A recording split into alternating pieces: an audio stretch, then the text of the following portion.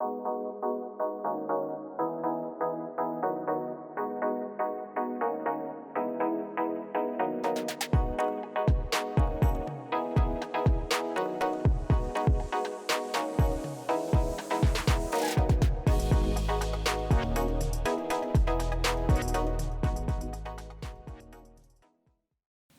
up, y'all? I'm your host, Jada. I'm her co-host, Wendy. And we are the Spicy Chicks. Welcome back. Thanks, everybody, for tuning back in. Thank you all for the few little emails that we did receive. We're really excited about that. So let's get right into it. So what's been going on with you? Work. I'm trying to move out of Atlanta, so I got to get to the bag. I mean, I was always getting to the bag, but I got to get more bags because I got to go. So you really want to move? Yeah, I'm really going. But like by November, I plan to be going. By December, I plan to be going. I need to be like having my stuff like set in motion in November. So is this like a move for just like new scenery, new beginnings, or a move like job related, or just personal? New scenery. I'm just over Atlanta. Then I'm 30, so I always said I wanted to move by the time I was 30. I ain't want to still be in Atlanta, so this is a personal move. I need new scenery, beach, beach, chill vibes, palm trees. I think that's where I'm at right now. Like get off work, go to the beach. I ain't doing nothing on the weekend. Drive down to Miami, kick it out there real quick. That does sound nice. Sounds very relaxing. Yeah, very tropical and hot. And it's gonna be humid. My hair will probably be in something like this all year round. All the time. Yeah. But you got to be a Miami mommy, yeah. I'll be back when the little hurricane I'll call you up and tell you I got to come through because you're really trying to get swept away. Because that's exactly what happens in Florida. It's nothing but hurricanes, rain, and sun. But that sounds exciting, though. That's really exciting. Ready to go. And give you some place to come when you're ready to go. Well, I need places to go visit. I need reasons to go out of town. I tell my friend Kat all the time I'm coming to Dallas just to use her for her apartment. So I'll be doing the same thing with you. Just come through. Just come on through. So yeah, for me, the only thing that's really been going on, I'm finally making a solid, confirmed decision that I'm going to go back to school. I'm going to get a master's in counseling. So I'm going to do a dual master's on clinical counseling as well as school counseling, so I can go either or. Okay. Jada loves the children, so I going back to the kids. I love the children. I want to help the youth, and I feel like the youth right now needs, sound-minded adults to lead them in the right direction, or just to help them talk through things. I wish it was an adult around that I could trust when I was like in middle school and high school that I can talk to about stuff. Because a lot of times you don't want to talk to your parents. Like, right. You don't want your mom and dad to really know what you're going through. Not for real. So it's always good to have like a counselor that you can trust. And I want to be that for the children, especially the young men, the young black young men out here. I want to make sure I can put a little touch of something on them to help them, kind of gear them in the right direction. So I'm going to do that. So that's kind of what I'm embarking on. You doing school online or are you going back like in person? Okay. I can't see myself like actually like physically in a classroom because I'm trying to work. I still need to go to work. I still need to make these coins. Right. I still need to have a social life, and the best way to do that is online. So let's do that. We can get those refund checks too, as well, and pay some things off. I never got a refund check. Yeah, so you missed out. Not a single year. I never got a refund check. Yeah, you missed out. Not that you missed out, because that was the right way to go about it, to not have refund checks, because really, to be honest, it's a loan. They're giving you an excess amount of money, and whatever money you don't use for your classes, you keep, and you really shouldn't. You're supposed to give it back, but people use that money for other things. So it's good that you didn't have that, because then you don't have as much debt as I do, I'm sure. Like, just my undergrad alone, I don't even want to talk about it. Undergrad alone is a lot. Well, at this point, a lot of them gonna get it back in blood because anybody paying back them debts. You're not paying back them loans. Like, I really wish that, like, and I hate to say this, but this is just a cynical part of me. I really wish that like something would happen to like the Equifax building, or like something would happen to like the corporate office of Sally Mae or Navient. I just want something to happen so that like all the records are washed out or wiped out and like removed and nobody remembers how much anybody owes. That would be like the best thing since sliced bread for me. So That's how I feel. So yeah, everybody, we've been working a lot. As you all know, we have the same part-time job, so we've been, you know, working like slaves. For the MLB. I'm just gonna leave it at that because I don't know who watches YouTube frequently, but it's been a lot. And I will say that, you know, prior to the pandemic, I really enjoyed this job. Mm-hmm. Like to the fullest. I really, really enjoyed it. I thought it was light. I thought it was fun. I thought that, you know, it was a great way to enjoy, you know, a sporting event while working and making money at the same time and meeting people. Thought it was all cool. But then when we came back this season, right after the pandemic, it's kind of like stale for me. It's not the same. Like, I don't know how you feel. Something shifted. And I think for me now, because it's my last season at this point, I just don't care. But something did shift. I don't know if it was all the parameters surrounding COVID and everything they've set in place. But as far as like how the staff is treated and what we do or don't have, it's weird. But we didn't really have that much prior to COVID. When you really think about it, they didn't give us that much. Like, I mean, you know, before that, we was always complaining about why they don't do this and why they don't do that, why we wearing these hot ass pants, right? All type of stuff. So right. I mean, you know, some of those things haven't changed. So I mean, if you think about it that way, I guess so. I don't know. I like to have part-time jobs that are fun because my regular full-time job is so annoying and stressful enough. So I wanted it to be really, really light, and that's what I thought that was going to be. So it's not the same, but it is what it is. We're going to finish off the season. We'll be fine. So let's jump right into the topic. So I was perusing through one of my favorite magazines, Cosmopolitan. And I thought you were gonna say Ebony or something. You said Cosmopolitan. Cosmopolitan. Because I'll tell you why. Because Cosmopolitan not only focuses on fashion and trends, but they talk about like relationships a lot, and they talk about sex in relationships or sex when you're single and different things that women go through. So it's like a all around woman's magazine. It's for women like 18 to like whenever, because I believe 60-year-old women probably read Cosmopolitan too. So anyway, it was an article, I think it was maybe about 2 or 3 weeks ago. It was an article that I read that were talking about dating. And so it kind of like sparked my interest because I had just finished talking to my middle sister who's recently single and she's dating. And so, you know, we were kikiing at her house one day just talking or whatever. And I was just discussing with her, what is it like to date now versus when she dated prior to this last relationship, because she's been in a relationship for like fucking forever. So I asked her what the difference was, and she was like, just communication more so than anything. Like just the texting and the FaceTiming and the calling and the DMing and the tweets and all that other kind of stuff plays a big role in dating now. And I was just like, ugh. So I was reading the article, Cosmopolitan, and one of the articles was talking about how important is the third date. So I want you to marinate on that. Think about why did they choose the third date and not the first date? Think about that. That's the whole point. Like, they're emphasizing the importance of not the first or second, but the third date. Mm-hmm. So think about young women out here in the dating scene, out here slaying, savaging these Negroes, and you're getting on the first date, second date. I wouldn't say the third date is important. The first damn date is important, because if we don't have a good first date, it ain't gonna be no 2, it ain't gonna be no 3. So I can't jump.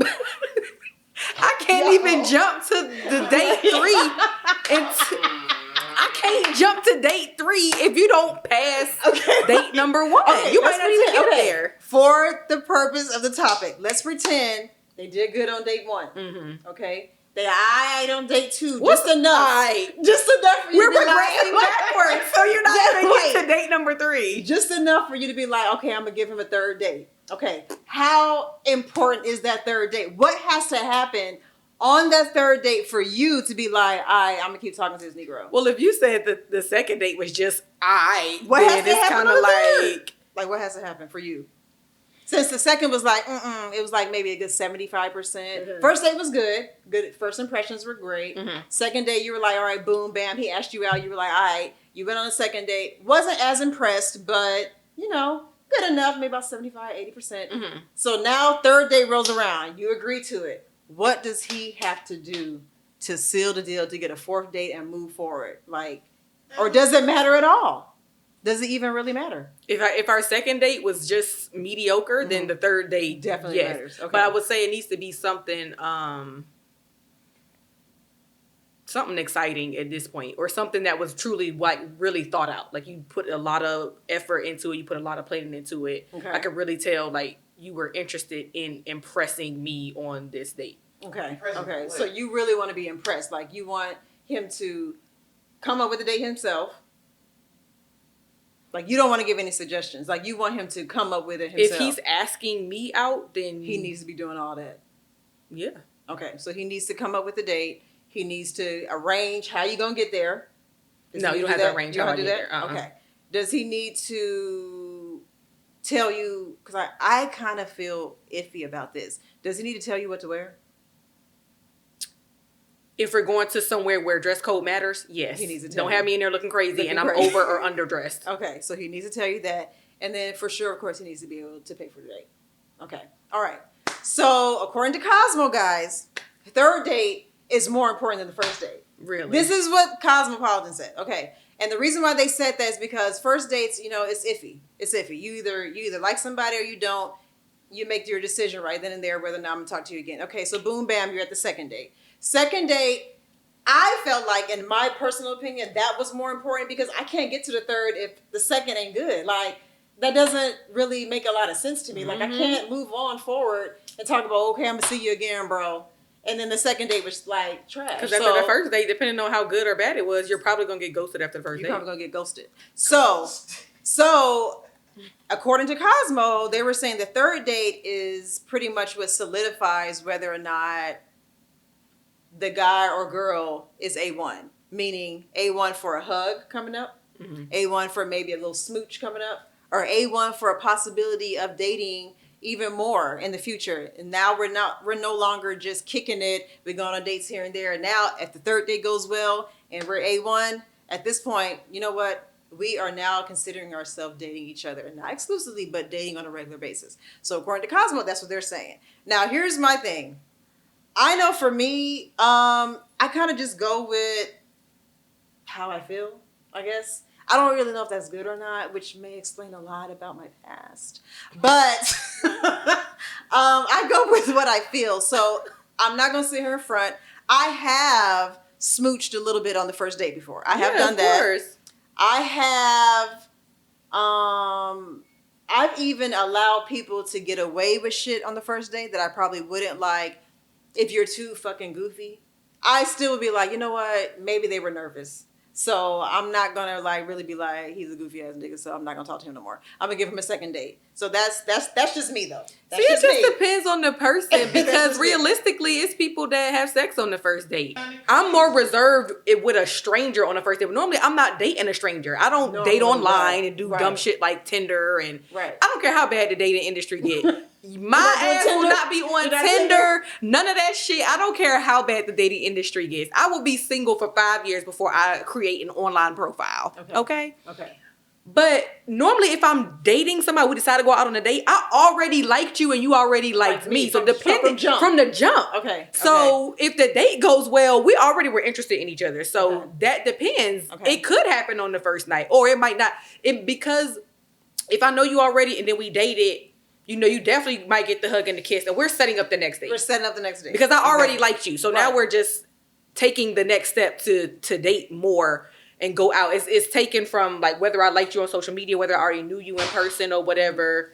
Especially if I already knew you, I probably have already hugged you and stuff like that before. That's the thing, I'm not going to get on no date and act like I can't hug you. I've already hugged you before. Now, that was one of the things I did read, that there are some women, and I did speak to a couple of men and different ladies before we recorded this. There are some people that feel like the first and second date is too soon to be doing any type of physical contact. So the third date is important to them, according to the poll, because that's when they finally get a chance to touch, according to some people.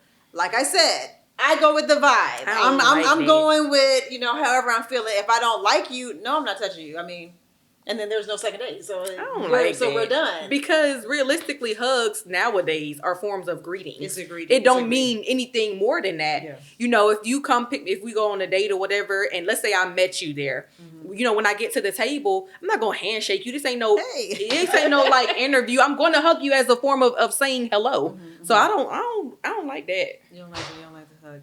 Now, there are some men that take hugs too far though.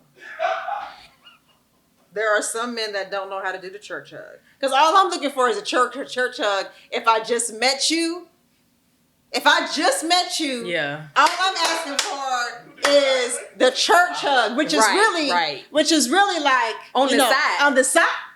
Okay, like it's on the side. Yeah, because you can't really come up and be like around the neck and like that unless I really know you like that. Because yes, when I really like somebody, I'm gonna give you one around the neck so we can be up in each other's face.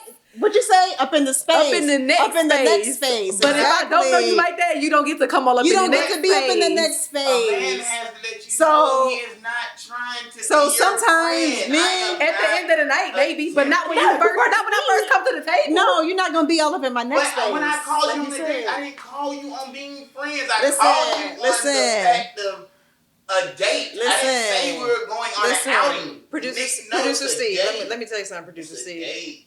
See, Producer Steve is one of those people that do those inappropriate hugs. I saw him in the act. I've witnessed these things. Steve might be one of them folk that grab girls by the waist. Let me tell you something, young man. Let me tell you something. Producer Steve is the type of dude, I kid you not. I'm about to put you on blast real quick. Don't be in there showing the pants around. Wait a minute. Let me tell you something about Producer Steve. I'm putting him on blast real quick, and I'm going to get back on topic. He has this whole little slick little thing that he does to women that he kind of sort of like might be peeping or he likes. He goes up to them and fixes their tag in their shirt and be like, as a way to easily touch them. Now, think about where tags are located. They're back here. Sometimes they're on the side. Sometimes they're right here. You know what I'm saying? Sometimes they're... Like, this bro will go up to... Excuse me, ma'am. Your tag. Nigga, are you, bro, if somebody came up to me and fixed my tag and touched me like that, yo, that is an automatic, like, bro, what are you doing? You're touching the nape of my neck. I'm trying to fix my tag. Tags are like inside of your clothes. You know what I'm saying? Like, they're like, it's a tag. Like, what are you doing? So that's what I'm saying. Yeah, you should tell people, like, hey, fix your tag. You should tell people, hey, don't go up on yourself. Propel yourself and just be like, walk around all day with their tags out. You can say just tell them like, hey, your tag out, right? But why are you touching them? What are you doing? Because I didn't notice your tag was out until you walked by. You doing too much. So I can't stop you to go on here and fix it. No, you don't get No, you gonna get slapped. No. Like I said, guys, don't go around fixing women's tags. That's a surefire way to get slapped. Okay, moving right along. So that was my dive deep into relationship research this week. Like, I really thought that was interesting. So I did ask my sister, who's recently dating, and I said, so for you, how important is the third date? And she kind of had the same sentiments as us. She was like, I mean, it just depends. It depends on how the first went.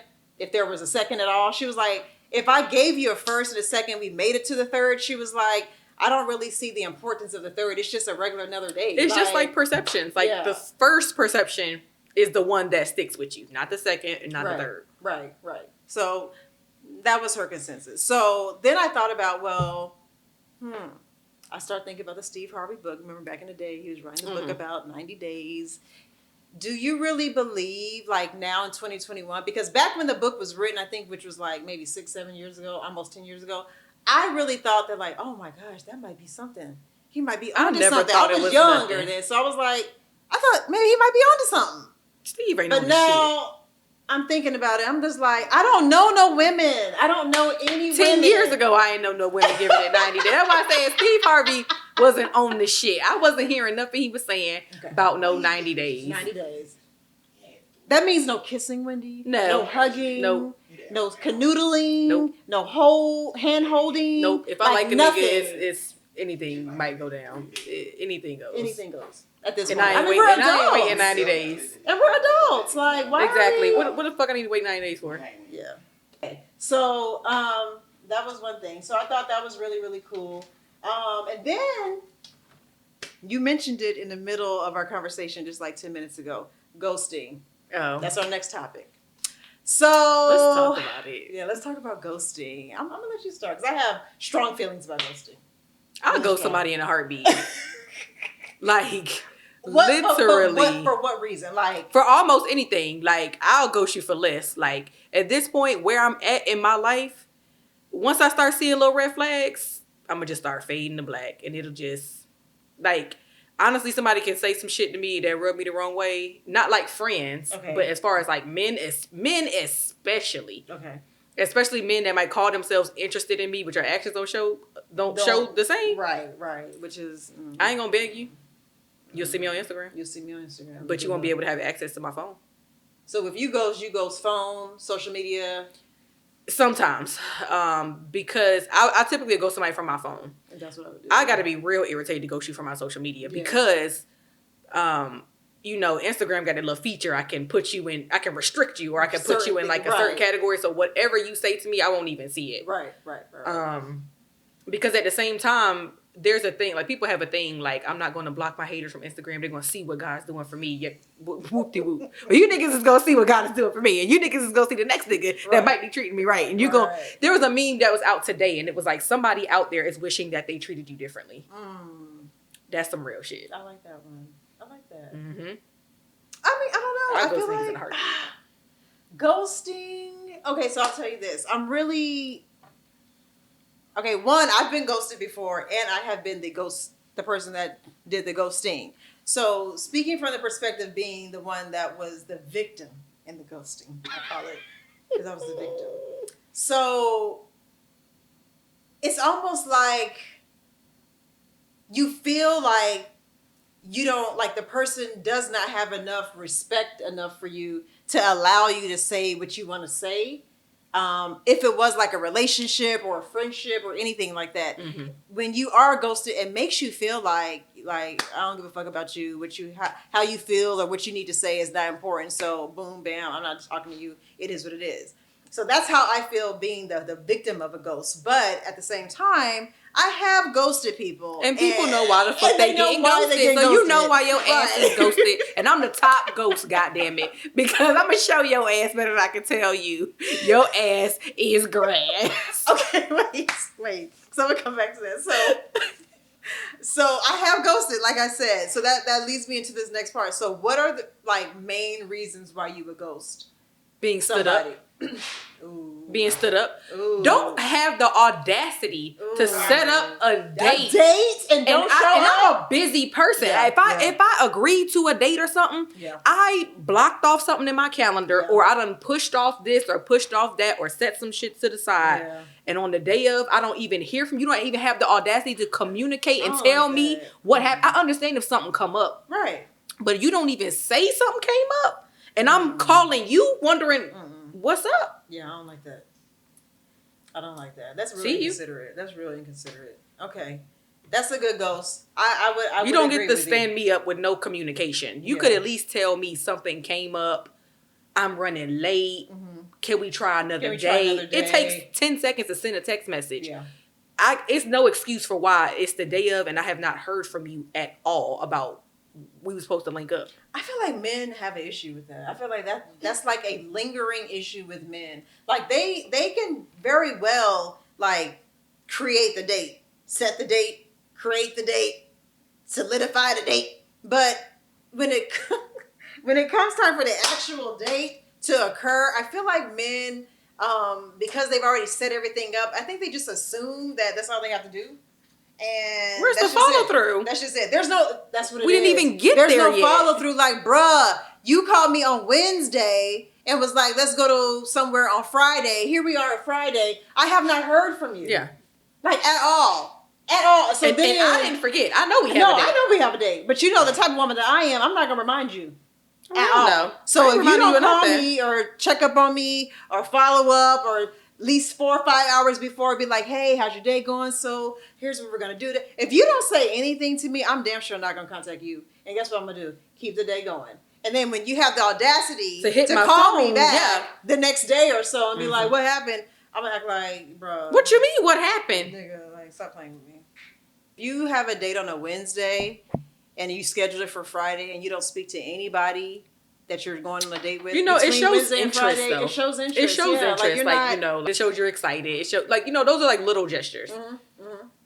And I think people have gotten away from. They've gotten away from that. That's just a lack things. of communication. That's just not. You know, good even if practice. you said like, "Hey, you know, I'm on the way," it lets somebody know we're still on for tonight. No one's asking for a phone call. No one's asking for a 20-minute conversation. It could be a quick text. You know what I'm saying? It's not a problem. It's no problem because I know if I asked a guy on a date, which is, you know, I typically don't have to ask a guy on a date. They would ask me. But if I did, and it was like a Monday, and I wasn't going to have the date with you until Wednesday or Thursday, I'm definitely going to talk to you between Monday and Wednesday or Thursday. Mm-hmm. Definitely. That's just to keep the lines of communication open, to let you know I'm still excited to see you. I'm not even dating some nigga I'm not talking to frequently. Frequently. Yes, I'm not even dating no nigga I'm not talking to frequently. We can even go there. Like, that's another major issue with dating nowadays. From the we're not about to talk sporadically and then feel like we going on no date. Feel like, y'all, that they don't have. What did we talk about at the gate the other day? That good morning text, the bare minimum, the good morning text, and that's all you hear for the rest of the day. Yes, these men will text you good morning and feel like they've done a lot. They done a lot, sir. And then, but they'll text you good morning. You know, we might exchange a couple other texts. How'd you sleep last night? Okay, hope you have a good day. Fast forward to 8-9 o'clock. I haven't heard anything else from you. We ain't talked the rest of where the fuck do you go at night? You just disappear at night? The nighttime is the crucial. I would rather you be on the phone with me at night than be on it in the daytime. Yes. Yeah. At night, they disappear at night, yeah, y'all disappear at night. At night, I know you, if you talking to me, on the phone at least or whatever, you constantly in communication via text, whatever, you ain't with no other bitch. Don't overflood my phone with good morning texts. Because how many other bitches is you texting good morning? Don't flood my phone with good morning texts and I don't hear from you again until 7 o'clock at night. Sir, where you been from 9 to 7? And I'm cool with giving you a space at work because, you know, I might be at work too. But at nighttime, we need to be on that phone. We need to be talking. And you know what? I used to feel that way too, but now I'm over that shit because let me tell you something. The way that we are living our lives in 2021, no one can make me believe that they have not looked at their phone from 9 o'clock in the goddamn morning to 7 o'clock at night. You're not going to sit here and tell me you have not looked, glanced, picked up, dropped your fucking cell phone from 9 a.m. to 7 p.m. That is a goddamn lie. I am so sick of niggas lying, acting like, oh, I didn't see my phone. You a motherfucking You a black lie. ass lie. You a black ass lie. You saw your motherfucking phone because you've been on your phone. And you done talked to at least 3 people Instagram. today. You done talked to 3 people today. And you was on Instagram posting with the same fucking phone. Like, stop. Like, I hate that. Like, I cannot stand that. Just say, you know what? I didn't hit you up. My bad. That's all you gotta say. I didn't hit you up. Don't lie and be like, I did not have my phone. Or I didn't see my phone. You are a liar. My phone was dead. Nobody on this planet, not even 6-year-olds, go 9 to 7 without looking at their cell phone if they have one. It's just not. It's not real. It's not realistic. That's not the day and age that we live in. Right. Then on top of that, if you ain't got no cell phone, my nigga, you got an Apple Watch. My nigga, you got an iPad. All that shit is synced. All the shit is synced. I know me. I don't miss too many calls. I had to be busy because between having 2 phones, an Apple Watch, an iPad, a laptop.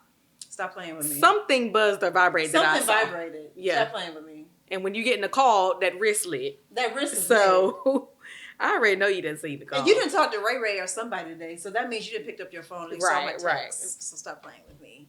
You get a lunch break. You get a lunch break. Or if you're an entrepreneur, you want to. Well, really, for entrepreneurs, they really have no excuse not to answer the phone because y'all make your own schedule. Yeah, y'all do what y'all want. Y'all do what y'all want. Granted, they are busy. They're too, very busy, but you take a shit. You take a piss. You have freedom, which is why you're an entrepreneur. Yeah, it's the whole point of it. You're not clocking into nobody's fucking time. You don't have a manager on your back about why your phone is out. Get off your phone, sir. No one's telling you that. Micromanaging you. So, like, stop. So that's another PSA for all the dudes out here. Everybody. Like, stop playing. Stop acting like y'all don't see them phone calls and them text messages throughout the day. The bottom line is you either A, ignored it. That's always my first go-to. You either A, ignored it. 2, you occupy with something else. That's just all it is. Or stop allowing me to FaceTime you and then you respond back with a call or a text. Dead. I FaceTimed you. I wanted to see that face. So the fact that you called back, why the fuck you ain't FaceTime back? Like, I look at little stuff like that. Like, I didn't even go there. Why did you not? Where the fuck you at? You can't FaceTime me back. Well, that's because they don't want you to see where they are. Exactly. Don't do that. Don't do that. I don't do FaceTime, so I can't. Because I already know I would be angry, so everybody that knows me know I would be angry if I I'm like, because that don't look like your rug in the background. Yeah. And that picture was not there the other day at your house, so I know you not even at your goddamn house. I saw a TikTok and it said, if your man ain't answering the phone, that means he must want you to pull up on him. Okay. So to see him. You must want me and Jada to do a little ride by. Because I will call Jada and she'd be like, bitch, I'm on the way. And we will ride by. Let me tell you something. Ride-bys get you in trouble. Ride-bys get you in trouble. Don't do it. Ride-bys get you in trouble. That's all I can say. But let me tell you something. You don't have to do no ride-by if you do right, though. Just like that meme on Instagram said, you won't have to think somebody talking about you when you do people right. You ain't gonna think that meme or that post was about you because you already know he's talking about me. Because I ain't do that shit. Ain't no ride-bys created for nothing. That's all I'm saying. And we're gonna put a pin in it right there. All right, last one. This is a very toxic episode, but I found all of this in Cosmo. I thought it was very intriguing. God. This is the last one. This is about jewelry. Okay. Now, okay, producer Steve, I know you're gonna chime in because you just can't help yourself. So I'm gonna allow you to say something. I want you to keep it very minimal. But this is about jewelry and exes.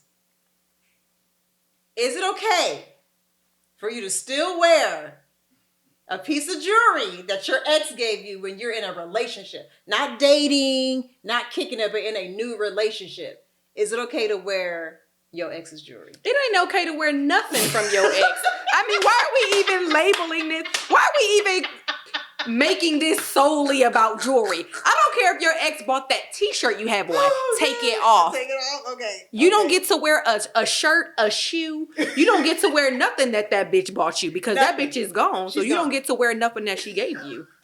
Okay. Nothing at all. I don't care what it is. What if it was like a beautiful pair of diamond earrings that your ex gave you, and they were like some bomb ass diamond earrings, like 3-carat diamond earrings? Is your dude gonna be okay with knowing that you're laced with the old man's jewelry? No, he's not gonna be okay with that. Well, first off, he's probably not. That is crazy. I don't know about that. You can't tell me to take off my Rolex if you can't buy me no Rolex. It ain't about me being able to buy you one. If the old bitch got I like this watch and what I did to get this watch and it's mine. Nobody can take it from me. Gonna tell me I can't wear that watch if you ain't gonna replace my motherfucking watch. You don't need to wear it around me. Okay, well, you don't need to wear it around me. How about you don't wear it? That's what I'm saying. You don't need to wear it around me. Relationship, y'all just said we're in something. You must don't plan on me being around you and being fly at the times I want to. You can wear your Rolex when you with your boys or whatever. You don't wear it around me. Oh, well, no. You don't buy me a Rolex. You don't get to wear it around me. You're not about to flaunt the last bitch's purchases in my face. It is. No one's saying that it's not yours. No one's saying that it's not yours. But women will feel like somebody can come take the watch off my wrist and be like, nigga, give me my watch. It's my watch. It's mine. Do you understand the when sentimental I value? to that bitch and cancel that bitch, I left with my shit. And if I you should have canceled the watch. It's my watch. You should have canceled the watch. So listen. So if the watch has sentimental value, though, that's the part that gets me, because I'm all about feelings. I do. That nigga do not care. He rolled the Rolex to find a new bitch. He don't got no sentimental value to that watch. I'm fresh as fuck. It's mine, and I wore it, and then I got your attention with my watch. Nigga, what are you talking about? He earned that watch. It's not sentimental. He didn't get 2 fucks. He didn't go back and fuck that bitch because of the watch. He ain't did none of that. What I already did to get the watch, I already got the watch. It's mine. Just same thing. He gets stubbed at. That's your fucking ring. A nigga led you all the way up there to give you all that shit. You just gonna give it back? You did all that shit. You just gonna give back that fucking ring? Like, that don't make no sense. That's yours. I feel like this. To get that gift. This is what I feel like. I feel like if it was a watch that I know some girl gave my man or whatever, and like it made me feel some kind of way, I would ask him, don't put that shit on around me. I'll buy you another watch. Oh, shit. But anyway, so that was interesting. I thought that was funny though, because I've had several pieces of jewelry from different boyfriends, but I've just lost them. But if I had kept them, I just wonder how that would have like transpired with like new people. It's just so happened I lost every piece out of of jewelry. respect, I ain't wearing it. Yeah, out of respect for my new relationship, you're not gonna wear it. Yeah. And I mean, but I will say I haven't had like real jewelry though from the others. So that's probably why you got lost. Because I probably wasn't really, not that I didn't receive it and be thankful, but it wasn't like real. So that's probably why it's lost. But anyway, that's neither here nor there. Anyway, that was a good little razzle dazzle. Little razzle dazzle. That was pretty good. Thank you once again, producer Steve, for just hopping right on into this episode as usual. I don't understand, guys, why he just won't sit in front of the camera, because he likes to talk so much. So why not just bring him on the show and make it live? Bring him on the show. But for whatever reason, he thinks that like he's just, mysterious or something. He's behind the camera. I don't know. Anyway, but thanks everybody for watching. I know it's been a while since we've posted any videos. We're trying to get it together. We got a lot going on. So, but we have some new things coming up as well. We'll talk about that eventually. But thanks for watching. Don't forget to email any questions or topics to spicychicks@gmail.com for any of your questions you want answered or any topics you want us to discuss. We will be very open to them. So please send them in. Thanks for watching. We'll see you guys later. Bye. Right. And subscribe.